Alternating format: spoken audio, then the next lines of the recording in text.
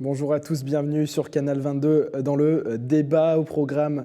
Aujourd'hui, les relations entre l'Algérie et l'Italie de plus en plus fortes. Alger devient un partenaire stratégique pour Rome.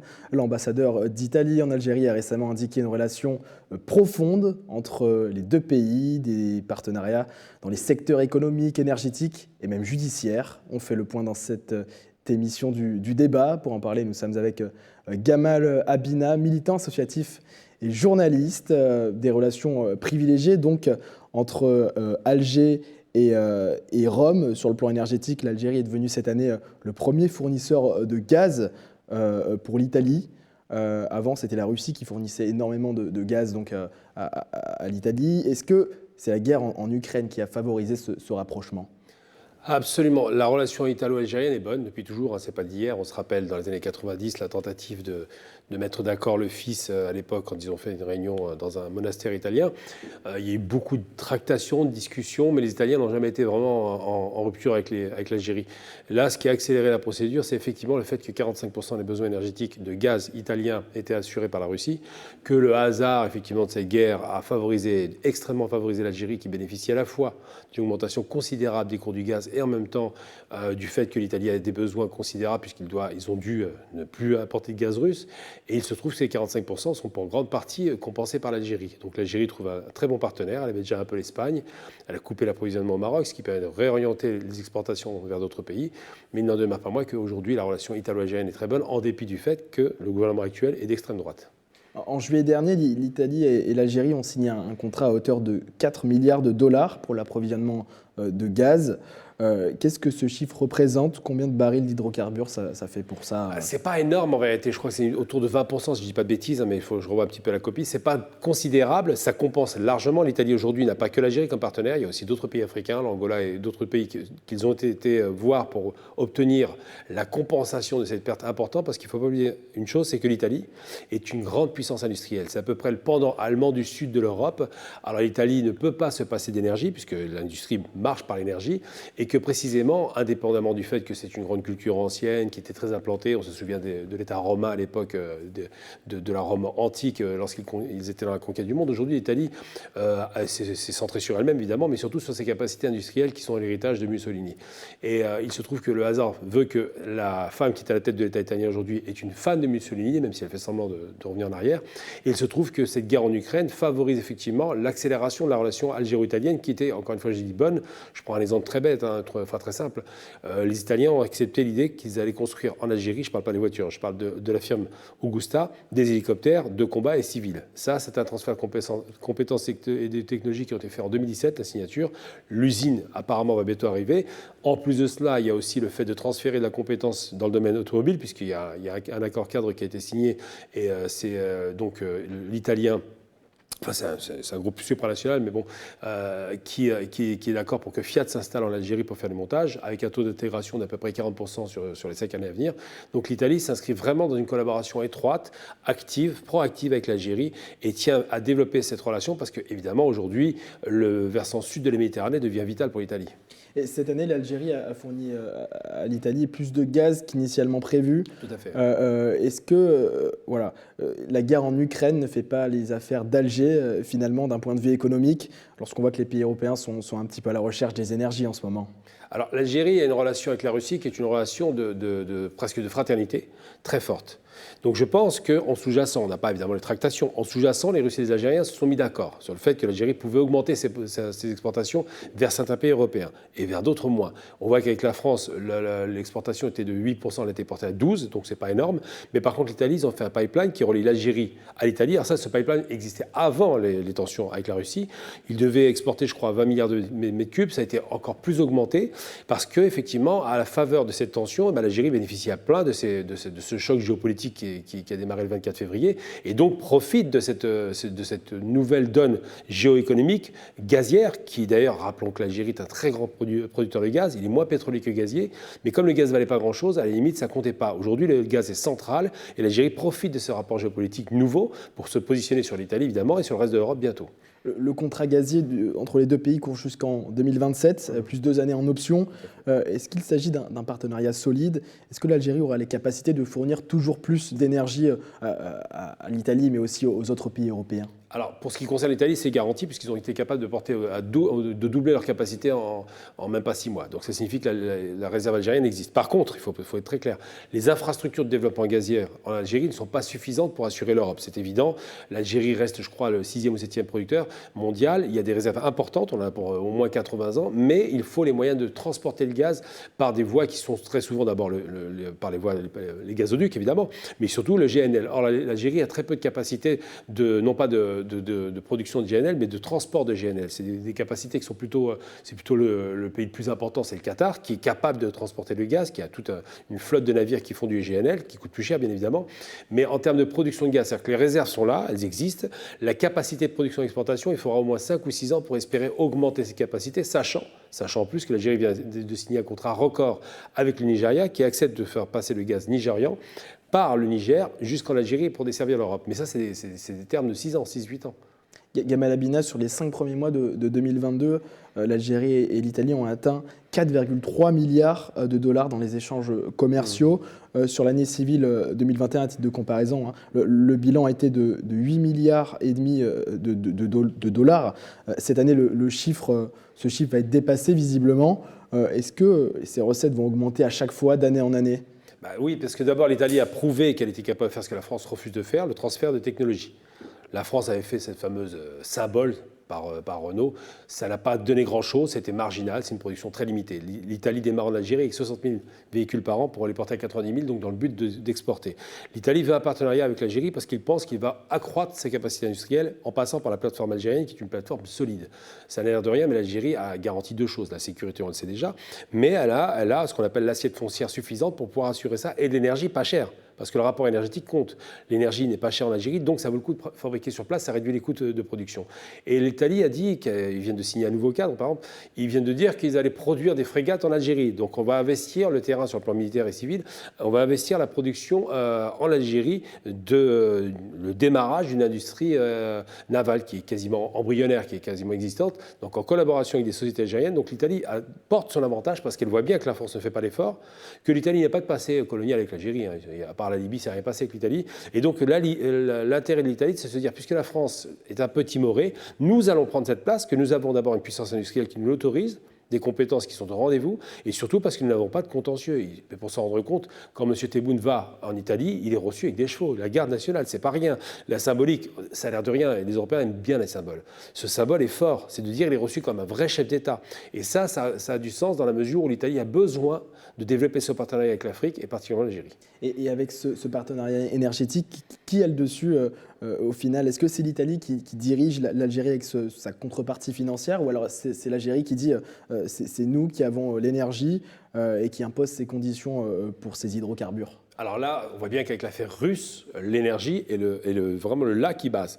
Pourquoi? Parce que le bas qui blesse, j'allais dire. Parce que les Russes donne littéralement des injonctions à l'Europe de faire ou ne pas faire.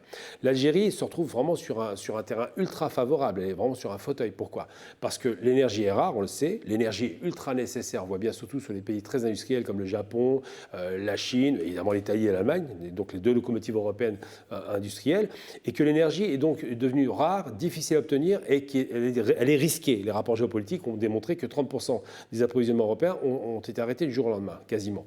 Et donc l'Algérie est sur une position de force évidente. Le producteur industriel qui n'a pas d'énergie ne peut rien faire. Celui qui l'alimente en énergie peut faire quelque chose. L'Algérie elle est demandeuse d'industrie transférée.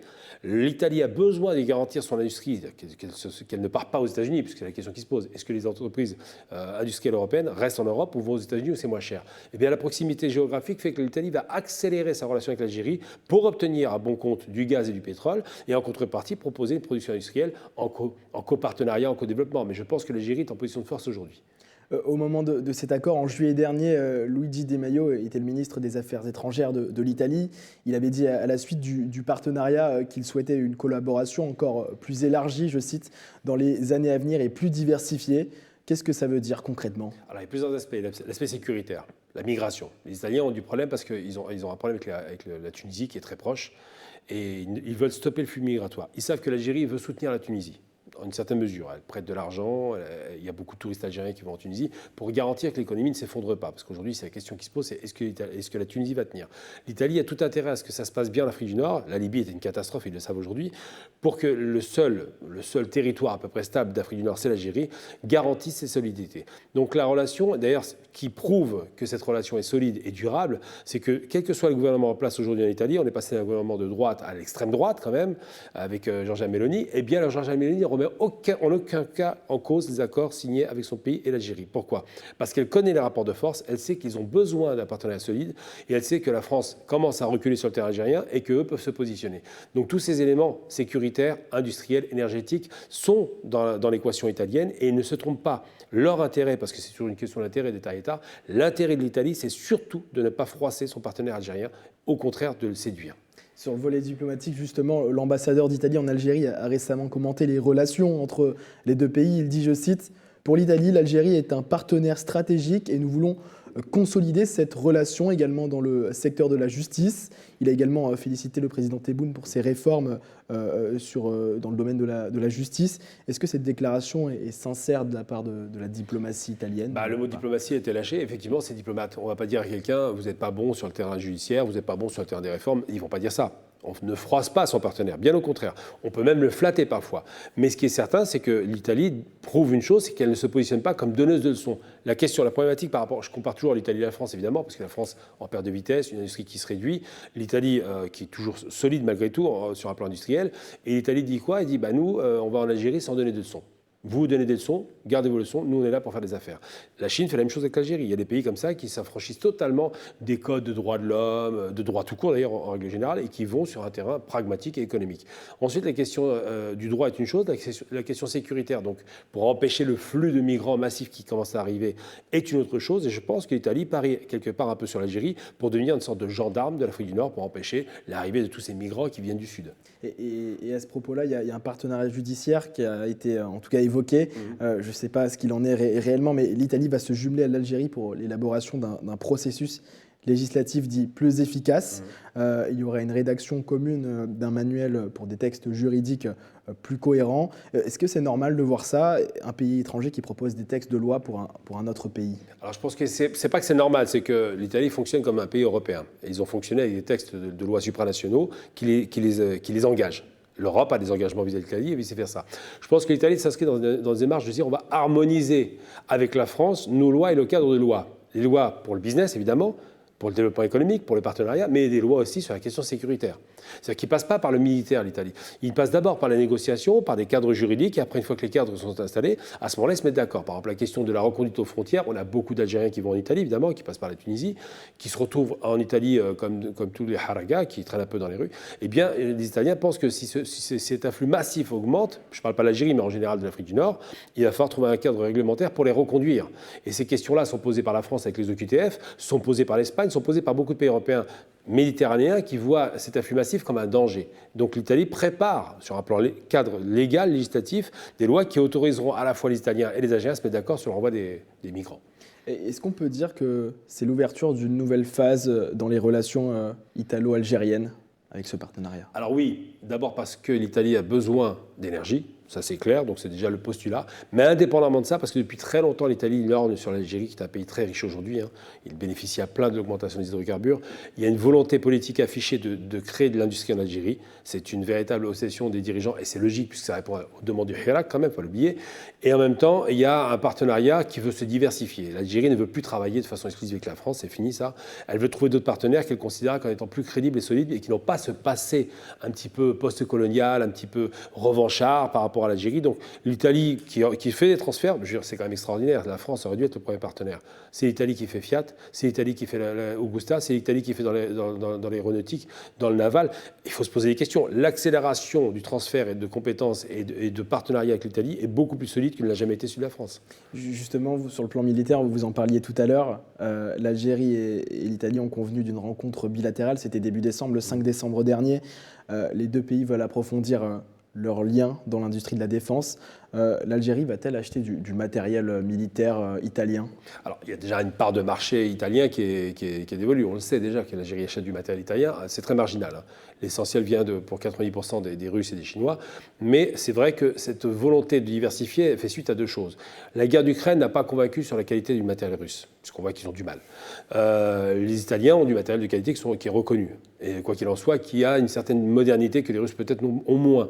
Et donc les Algériens veulent développer ça pour diversifier leurs approvisionnements et diversifier leurs partenaires. C'est vrai que de devoir dépendre que d'un seul partenaire, ne pas connaître les autres équipements d'autres pays, ça peut poser problème.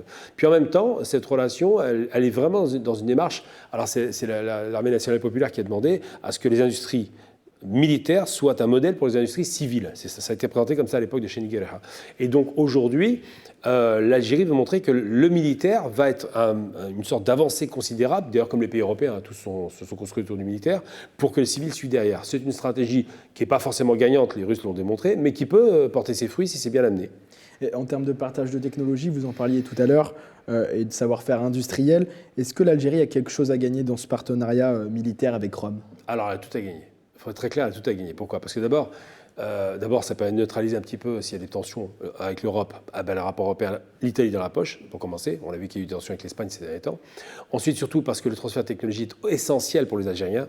On manque réellement, ce n'est pas les compétences qui manquent, c'est la technologie et la maîtrise de la technologie. On a des cadres qui sont formés en Europe, mais qui ne reviennent pas. Avec ce partenariat, on va monter en termes de standards, en termes de production industrielle, et en même temps, on va monter en termes de standards de rémunération.